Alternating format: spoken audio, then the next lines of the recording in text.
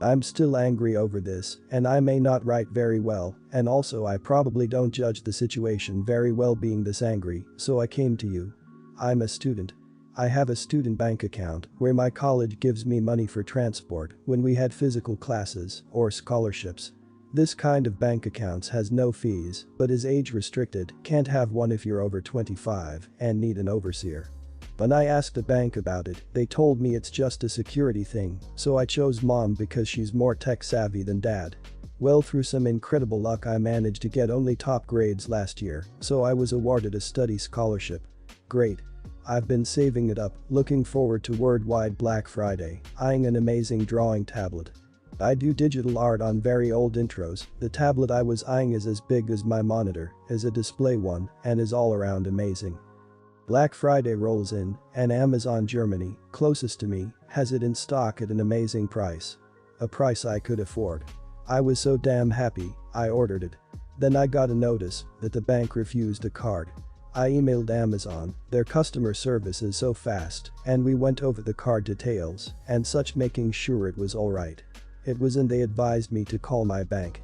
It was odd, I had bought things online in the past with this card and it went through. I had enough money for it, even extra, so I thought maybe they had technical difficulties. But it was too late in the day to call and they don't work weekends, so I left an email. Only to find out today that for big transactions they ask for agreement from the overseer and that mine cancelled the transfer.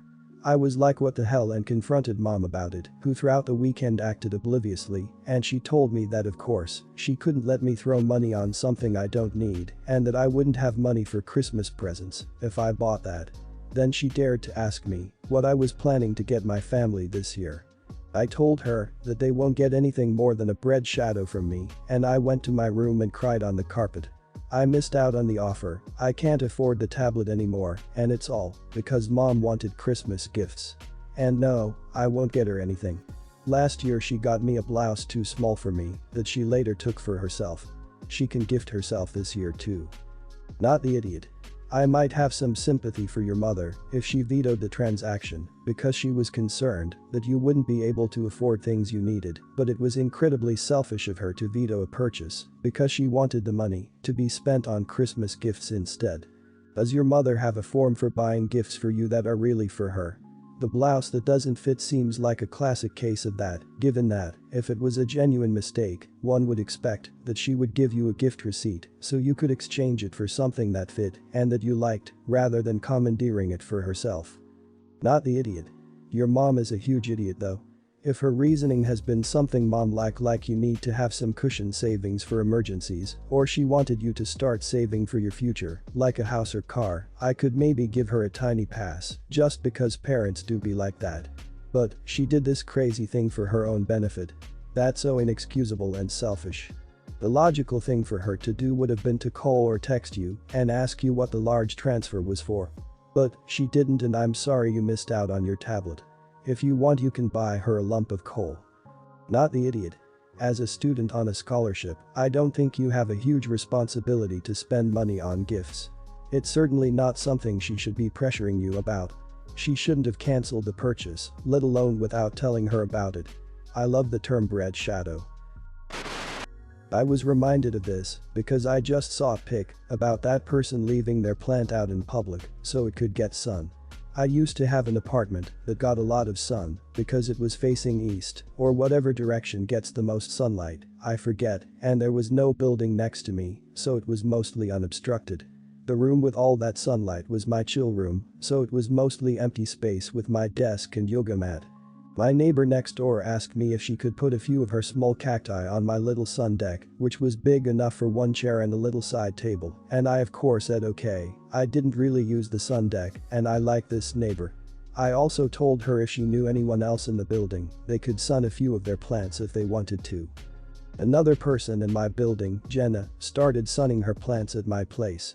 But it wasn't just a few little succulents or whatever, they were big. After the 4 or 5 plant, I kindly told her I'm running out of room, so she was allowed only one more plant. She got a little short with me, and I said I had plenty of room, but I would just have to take my cat's bed off the deck. He has an enclosed shelter and an open bed there, and I again told her that no, I won't be moving his bed, she'll just have to stop buying plants. She kept on escalating and eventually started actually chastising me, and I told her to come get her plants writhing the next 2 weeks, or I'd get rid of them. She never came and got them. I left plenty of notes on her door, I told her husband to tell her, all that stuff. Important note. I'd usually water people's plants if they needed to be watered because it was just easier. So she didn't come and get them after 2 weeks. I stopped watering them and they eventually die. I left the dead plants in her pots outside her door and she complained about me being a rude neighbor. Ugh. She later tried to sue me for the destruction of property, but it didn't get far. Anyways, am I a petty idiot? What should I have done? A friend told me I should have just left them alive at her door, but I gave her plenty of time, so to be honest I don't feel bad. Edit. I've seen a few comments about little things I should clear up. The lady with the bird is a nice lady, not the one whose plants I murdered by neglect in cold blood. I don't get the impression the bird is trying to escape or get away from her, it's usually very nice, he looks very healthy and stress-free to me, she spoils him rotten, I think he just doesn't understand Windows, because he'll just fly right into it, get up, and do it again. She's tried putting strips of tape on the windows so he can see they aren't open, but she mostly has to keep the curtains closed, he's also more free range, I don't think he lives in a little cage most of the time. I like people's plants. My state is very seasonal, so the summer is good for keeping tropical plants outside, but you have to take them inside the other 3 seasons. I enjoy the plants because I don't have to take care of them endlessly all year round, I just spray them with water 2-3 times a day and enjoy the hummingbirds and butterflies they attract. Yes, I could have moved her plants before they died. I'm a lazy person by nature and can be petty, so I didn't want to move them unless I had to. They were wide pots with pockets on the outside of them, so it was kind of hard to hold, and it was around other plants that I had to move in order to clear a path, and it just would have been a hassle. Not the idiot. She expected your cat, who actually lives in the apartment blessed with sunlight, to be pushed aside to accommodate plants belonging to someone who doesn't live there. Nope, you were being kind and she got all entitled. Everyone's the idiot here. If you had the time and energy to bring the dead plants to her door, you could have brought them to her door when they were still living. Not the idiot. When I was a kid our neighbor was planting a willow tree in their garden. Their garden happened to be up against the fence that divided our yards. Our garage was also only a few feet away from the fence. Meaning, when this tree grew larger its roots would have traveled under the fence, destroying the fence, and into our garage. My mom asked our neighbor to move the tree so it wouldn't destroy parts of our property. Neighbor refused. My mom contacted their landlord who said that he wasn't going to do anything about it. So, in the middle of the night she went outside with a drill and some poison. She drilled a hole in the tree and placed the poison inside. The tree was found dead a couple days later. There are just some things you don't do as neighbors. So, I've been working from home for obvious reasons lately. We have a home office with an attached bathroom. My job is one that forces me to be on the computer the entire time I'm working. I also have an active webcam that has a constant feed of me and my team. Occasionally higher-ups will check in on us through the same live feed. The issue is that in the first few weeks my wife and 5-year-old daughter had difficulty dealing with the fact that I'm actually working and not hanging out at home. I kept the door closed but didn't lock it, but my wife and daughter would constantly enter the room, peek at my screen, talk to me, ask me for things, tell me to come over here, etc. Eventually I told them that this is making me look really unprofessional and they should stop interrupting me while I'm at work. My wife got offended and said that if I'm at home I should interact with our daughter more anyways. Another thing is I typically eat lunch by myself since I can't be away from my computer for long. I eat in front of the screen. My wife is also pissed at this as she says we should be having meals as a family if I'm home. Except for lunch with errands for more than an hour and I just can't spare the time.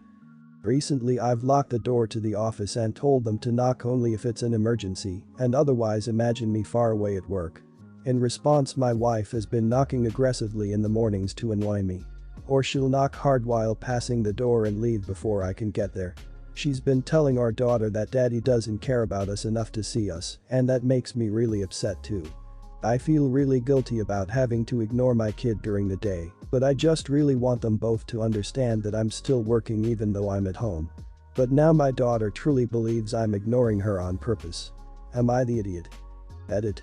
I work in financial markets, and I literally cannot take water cooler breaks like other jobs. I'm in front of my computer screen all day and we are in constant communication with the rest of the fund. You don't step away unless it's a bathroom break. My job consists of a lot of time-sensitive tasks, so it's not something I can push off or set my own schedule for. Edit 2. Just to clarify, the issue isn't about childcare work around the house. It's that my wife and kid tends to get bored around the house, and when I'm home it's registered as playtime instead of work time. So they're not coming in to ask me to do dishes or clean the house, they're asking me to watch Netflix with them or play with the dogs, etc. Not the idiot. What the hell is wrong with your wife? You're working during the day, you communicated that per your job you need to be in front of your computer with the camera on, and them bothering you is unprofessional. And instead of acting like an adult, your wife is being incredibly petty about you needing to be left alone. Aside from that, her telling your daughter that you don't care about her enough to see them can and will be incredibly damaging to your relationship with your daughter now and in the future. Not the idiot. Respectfully, what the hell is wrong with your wife? Your job is intensive, pays well enough for her to stay home and have a nanny, and she can't take it seriously.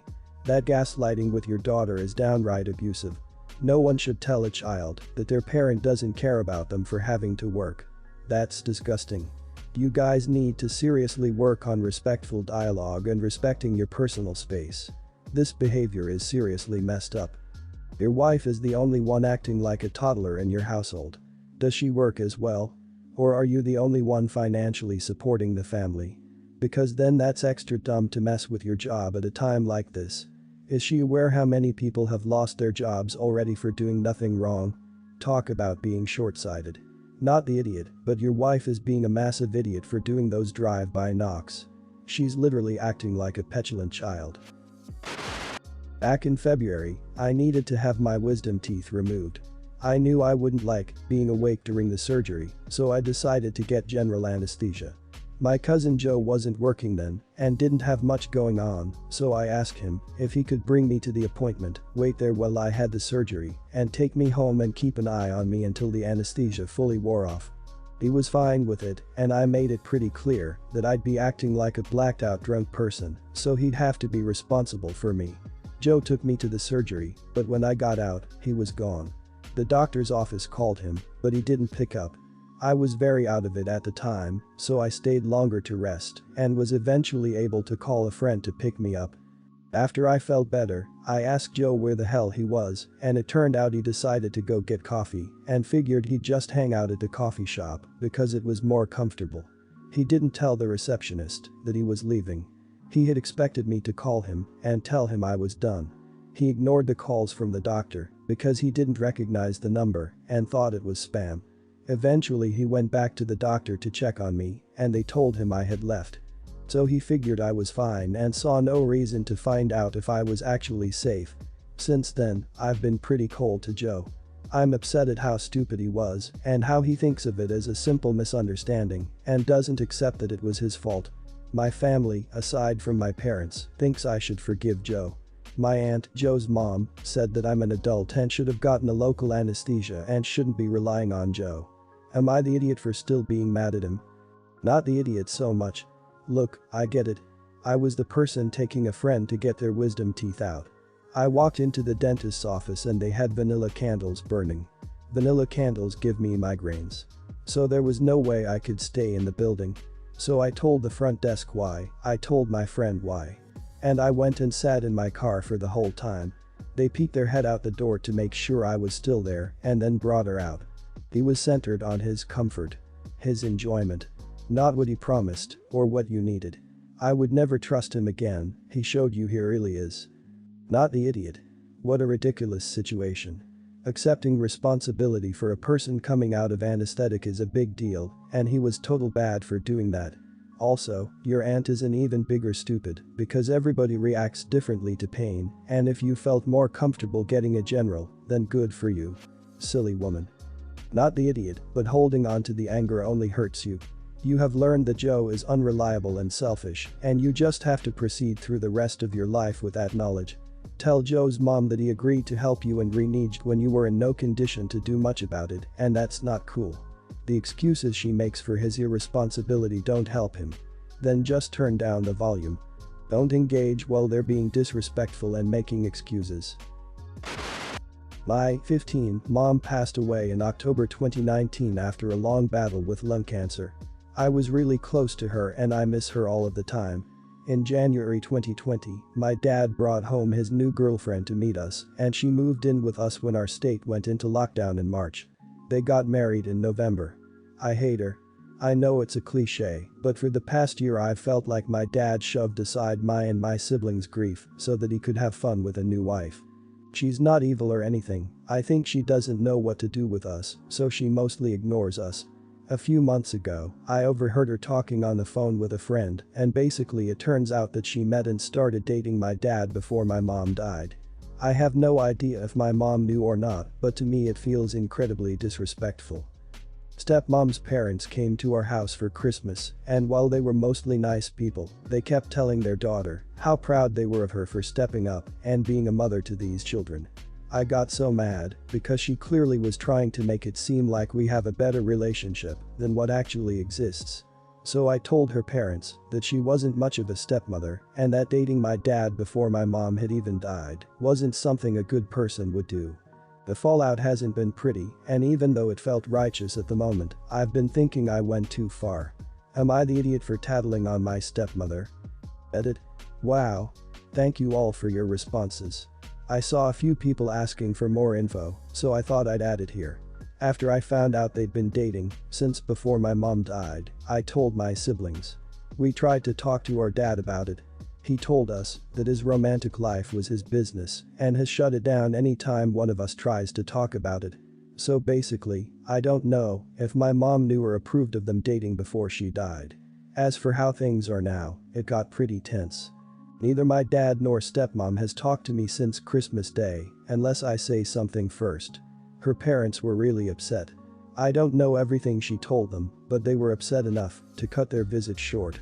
Instead of leaving on the 29th, they left after lunch on the 25th. Not the idiot. Perhaps it was a bit petty. But honestly, I would probably do the same lol.